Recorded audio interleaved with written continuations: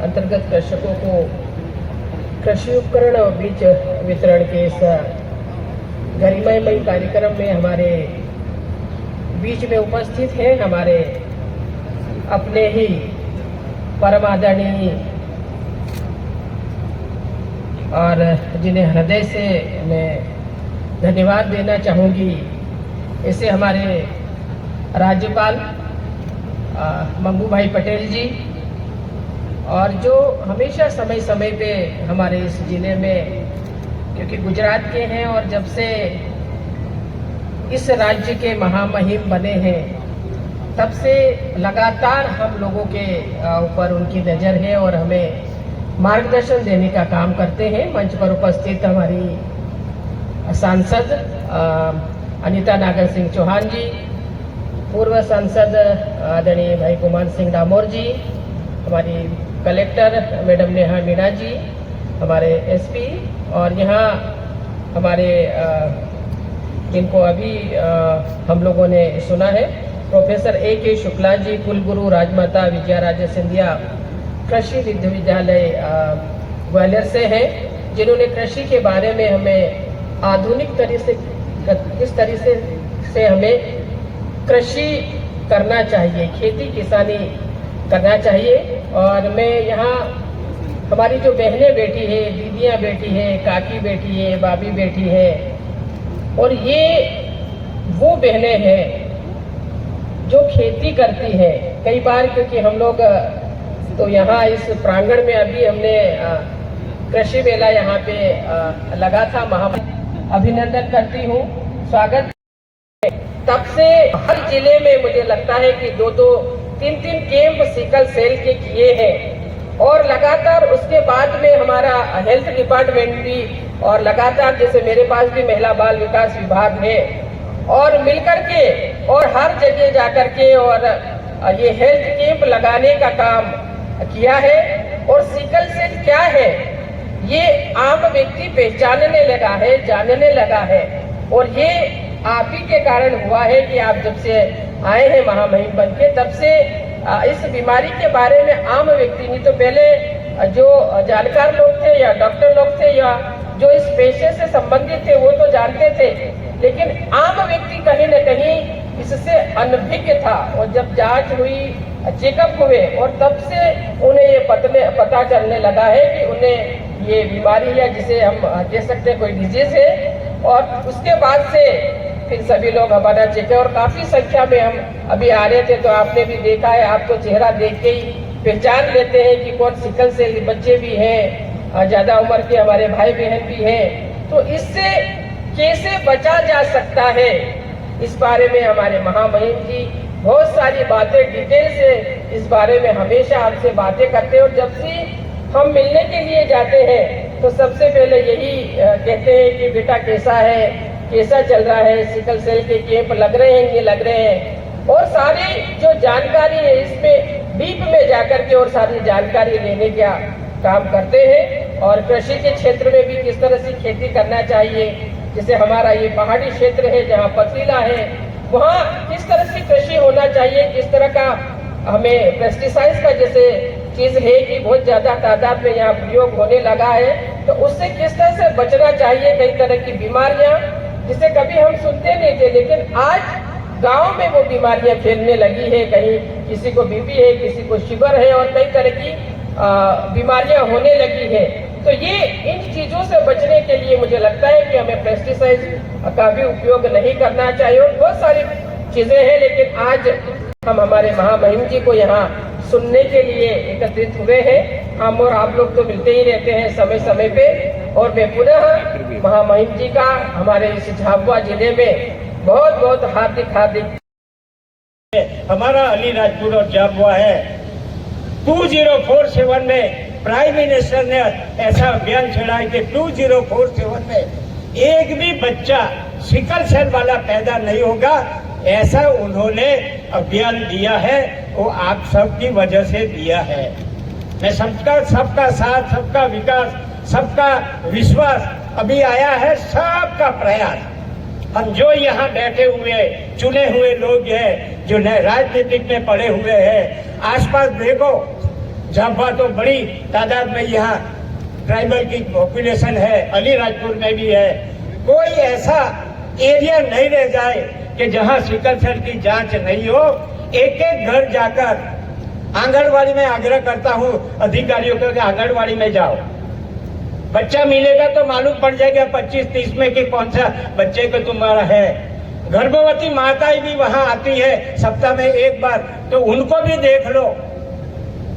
और अभी तो राज्य सरकार ने ऐसी व्यवस्था भी की है, इंदौर में एक व्यवस्था है कि मां के गर्भ में जब भी बच्चा है तभी जांच हो जाती है और उसी दिन से जो उनकी दवाइयां चालू हो जाती है तो बच्चे को कुछ राहत मिल सकती है।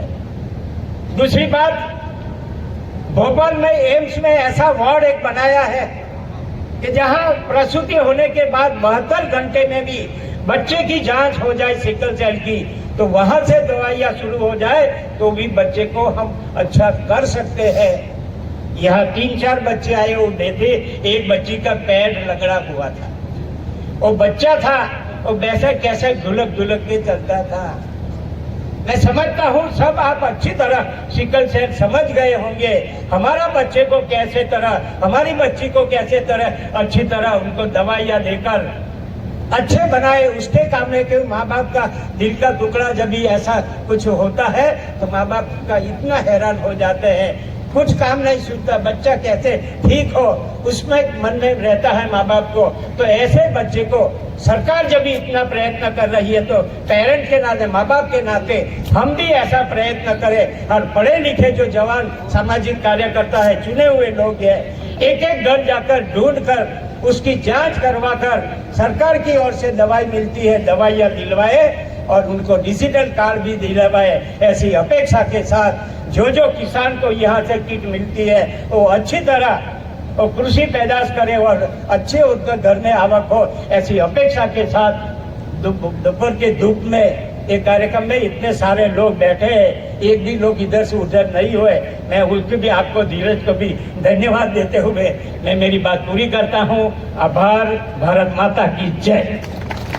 गूगल से रोगी परामर्श कार्ड वितरित किया जा रहा है। कुमारी सुश्री जेनिता किलोग्राम गोला छोटी विकास खंड झाबुआ से है। निश्चित रूप से यह कार्ड आपको एक मार्गदर्शन देगा और भविष्य में किस तरह से आपको सुरक्षित रहना है, सावधानी रखना है, उसके लिए आपको प्रेरित करेगा।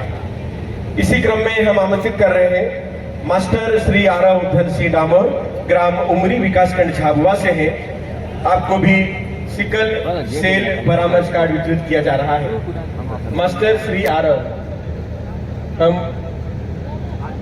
परमपिता परमेश्वर से प्रार्थना करेंगे कि बालक पूर्णतः इस बीमारी से मुक्त हो और इस कार्ड के माध्यम से समय समय पे आपको परामर्श मिलेंगे।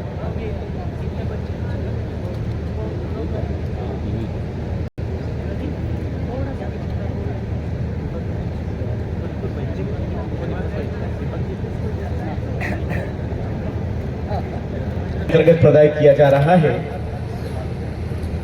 दिव्यांगता जो हमारा पहचान है वो कार्ड आपको प्रदाय किया जा रहा है।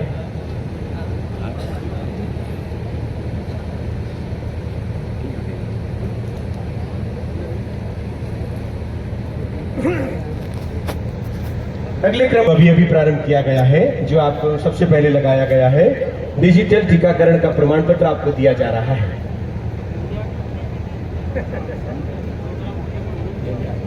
उद्यानिकी विभाग से हम जिन लाभार्थियों को आमंत्रित कर रहे हैं उसमें सबसे पहले है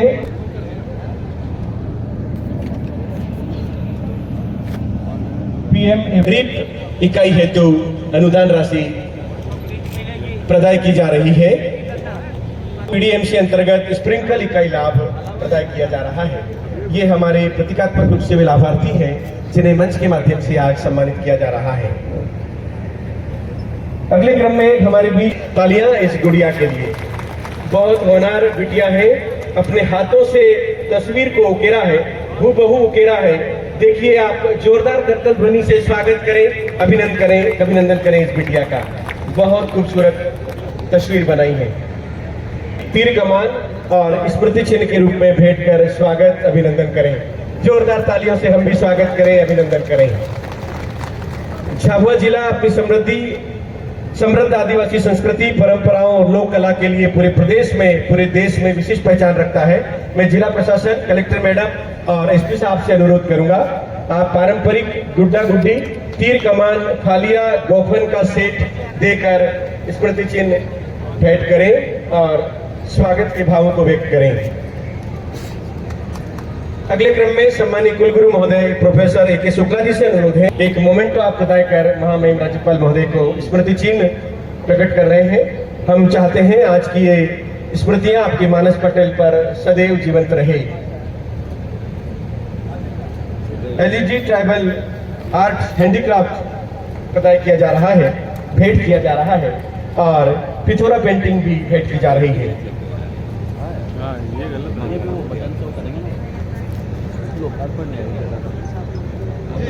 सम्मान और गौरव के ये पल